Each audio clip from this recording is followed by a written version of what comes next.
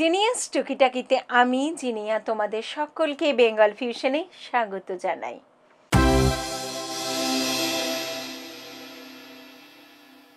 ছোট্ট সমস্যার ছোট্ট সমাধান। আজকে আমার বিষয় হলো বিনা পয়সায় বেসিন পরিষ্কার। খুব অবাক হচ্ছ না এই কথাটা শুনে? বিনা পয়সায় আবার কি করে বেসিন পরিষ্কার হয়?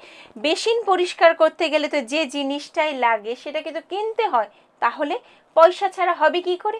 হবে, খুব সহজ পদ্ধতি হবে, সেটাই আমি তোমাদের শোনাবো।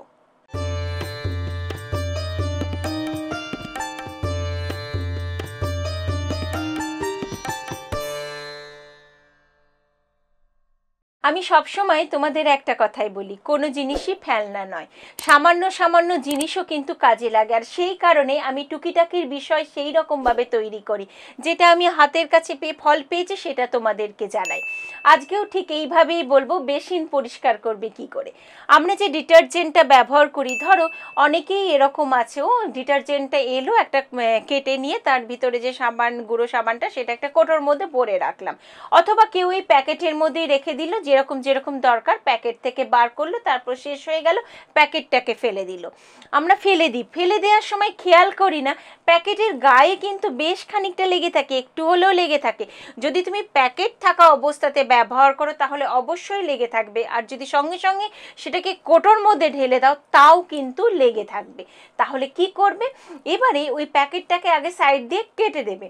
কেটে দেওয়ার পর ভিতরের যে অংশের, ভিতরের যে পোর্শনটা, সেইটা দিয়ে তুমি বেসিনের গায়ে একটু ঘষে দেবে।